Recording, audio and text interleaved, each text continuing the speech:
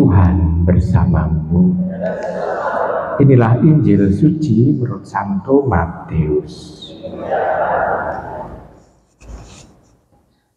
Sekali peristiwa, orang-orang Farisi bersekongkol untuk membunuh Yesus.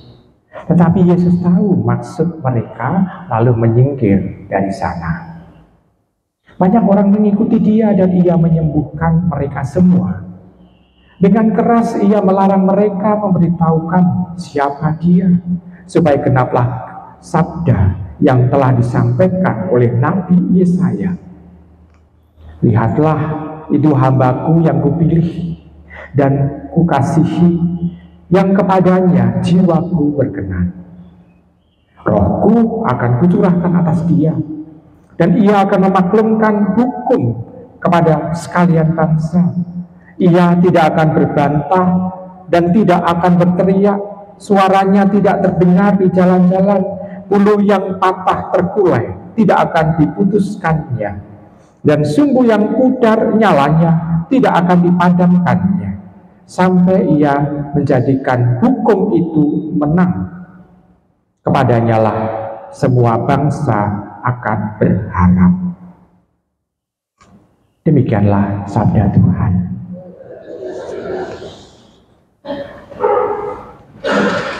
Saudari-saudara terkasih dalam Tuhan, dalam bacaan Injil kita bisa melihat di sana Yesus tahu bahwa ada orang yang ingin membunuh dia. Dia tidak mau melawan, tetapi dia menyingkir. Dia menginginkan supaya tidak ada korban. Dan akhirnya memang kita tahu bahwa endingnya dari Tuhan Yesus adalah Tuhan Yesus ditangkap dan diadili dan akhirnya disalibkan. Dan Tuhan Yesus membiarkan dirinya itu yang menjadi korban.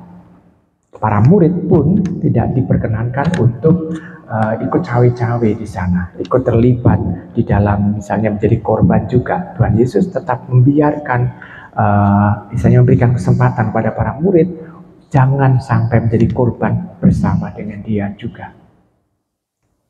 Tuhan itu memberikan kesempatan kepada orang lain untuk membinasakannya.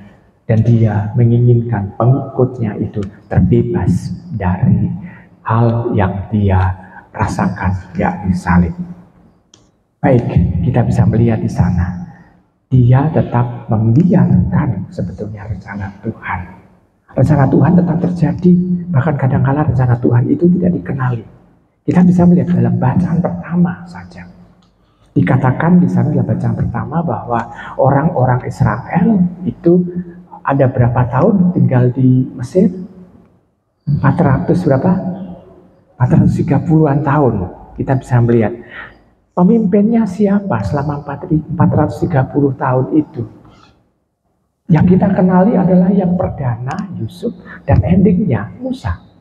Tapi selama 430 itu siapa? Gak kenal. Tetapi rencana Tuhan itu terjadi. Walaupun kita tidak mengenali siapa yang memimpin orang Israel itu. Memang tidak banyak kisah yang mau diungkapkan pada waktu itu karena kitab nabi-nabi belum ada.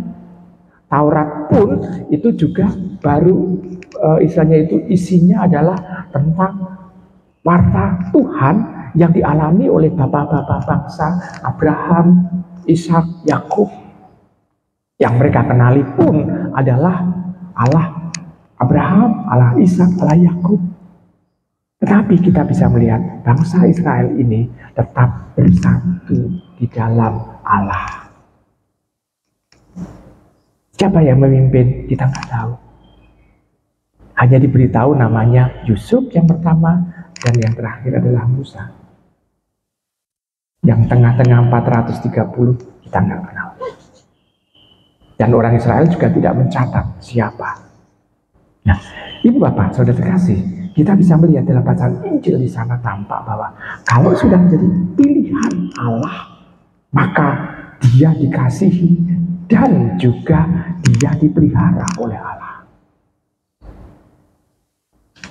Kita bisa melihat Tuhan Yesus dalam sabdanya hari ini memperlihatkan itu. Bahwa warta tentang Allah yang bertindak ini cukup dirasakan. Tidak perlu dikuat-kuatkan, tetapi dirasakan. Tuhan juga bisa menyingkir dari banyak orang yang membinasakan dia, karena Tuhan tidak menghendaki adanya keributan. Biarlah, dan ini adalah rencana Tuhan juga.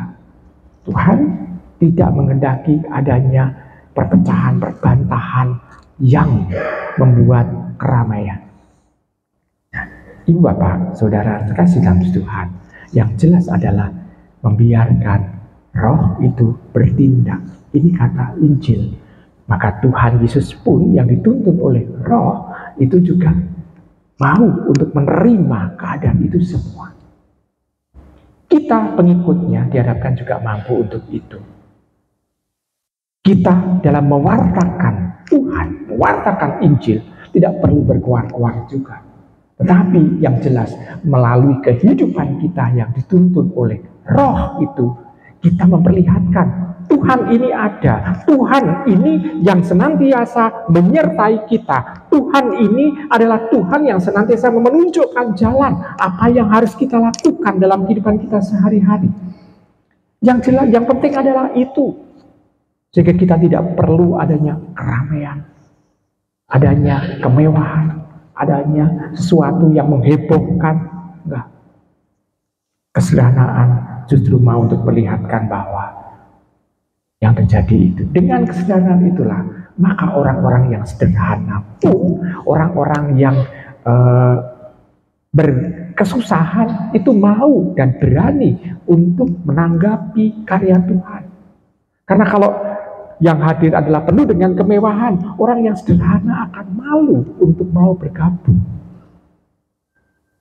Di sana mau diungkapkan bahwa orang yang buluh yang patah terkulai tidak akan diputuskan, sumbu yang pudar nyalanya tidak akan dipadamkan, supaya yang terjadi kesederhanaan itu tetap bisa merasakan dan mengalami dampingannya, sehingga nggak perlu yang namanya kemewahan, kemegahan.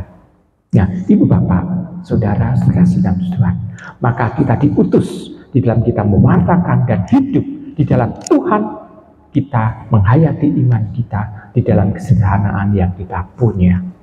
Kalau kita merasa tidak mampu untuk bisa mewartakan, justru dalam kesederhanaan itulah kita mewartakan Tuhan dengan kesetiaan kita yang senantiasa menjaga bahwa Tuhan ada di dalam hidup kita sehari-hari.